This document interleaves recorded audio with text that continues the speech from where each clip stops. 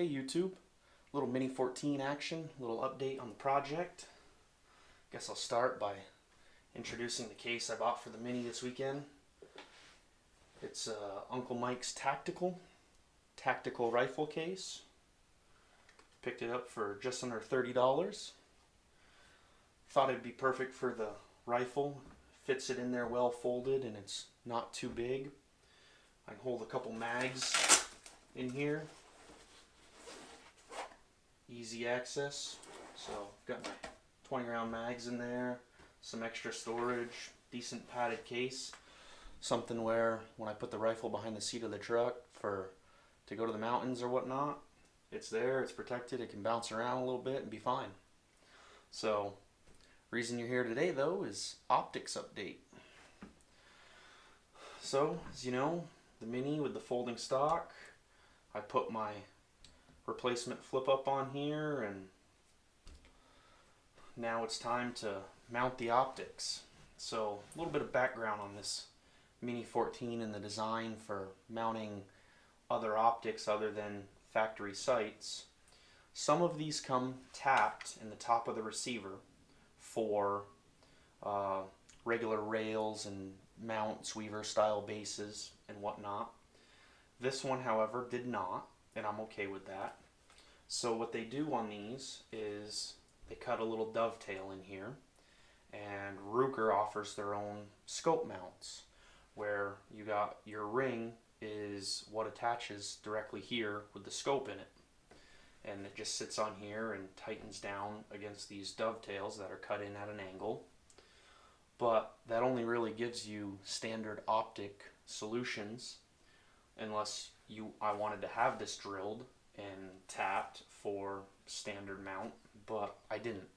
Anything I did to this firearm, I wanted to make it so it could go back to a factory configuration if for whatever reason I needed to, or I got bored of it like this, or I wanted to sell it and maybe the buyer wasn't interested in the way it was set up down the road. But for any reason, I'd like to keep it as close to factory or being able to revert back to a factory rifle as I can. So there's other mounting options for optics, and what I went with was this rail. It's a standard Picatinny rail designed to mount on the Mini-14. This is made by Nickstar or NC Star. Names on it right there. Not sure if you can see that or not. And I picked this up off from Amazon for, I don't know, it was probably like $12 or so. From the seller was Trinity Supply Company. Just came with the rail, the screws that mount it to the dovetails, the little hex head to tighten it down, and a little appreciation card saying if I'm not satisfied for any reason, contact them, they'll try to make it right. So seems like a good company, a small startup. And a few things I like about this. One is it's designed to mount right in here, and two, I'm not sure how it'll pick this up, but you can see through the rail. So with it mounted here and my sight flipped up in a permanent flip up manner, I can still use the iron sights as a failover if for some reason the optics on top fail.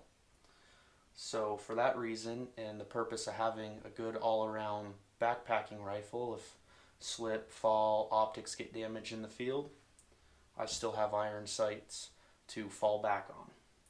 So a little more about this rail is comes with the 4 screws, and they go in at an angle into the mount in a way that allows the head of this to catch these dovetails.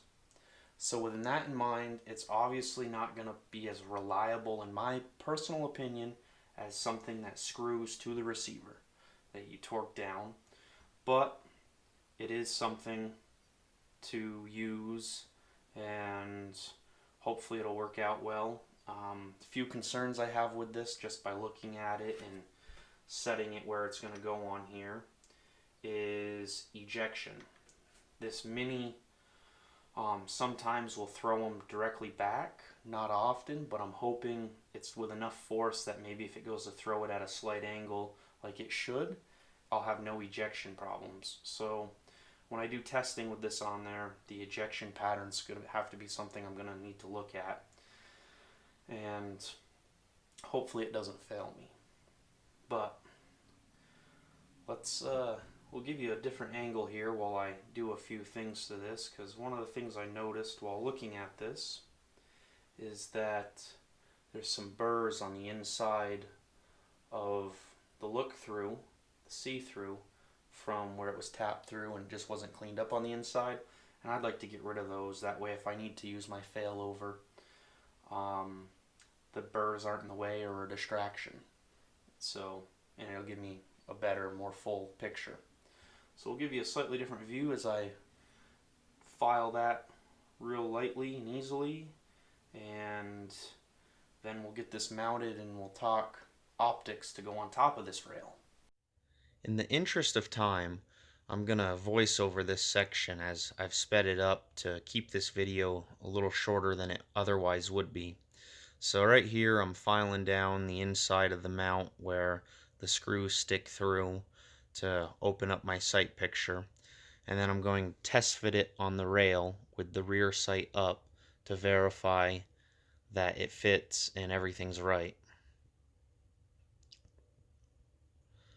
So with it test fitted, I'm going to pull the screws out so I can apply Loctite as I put them on there and make sure the base is as square as possible on there. And one at a time I'll install those and just tighten them up just so they touch. Once they're all touching, I'll then go ahead and torque them down in a uniform manner to allow proper torque and no twisting or warping of the mount or anything associated with it. So another test fit and start to tighten.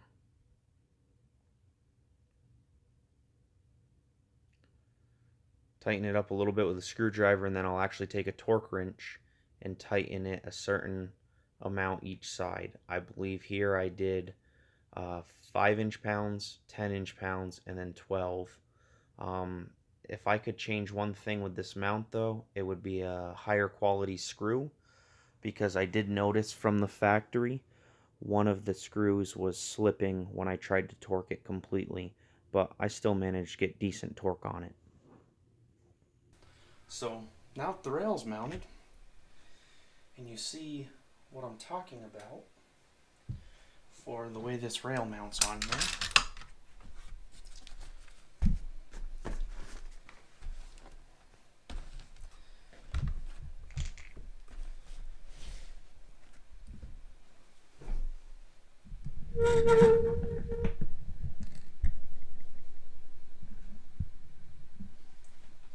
see how it sits.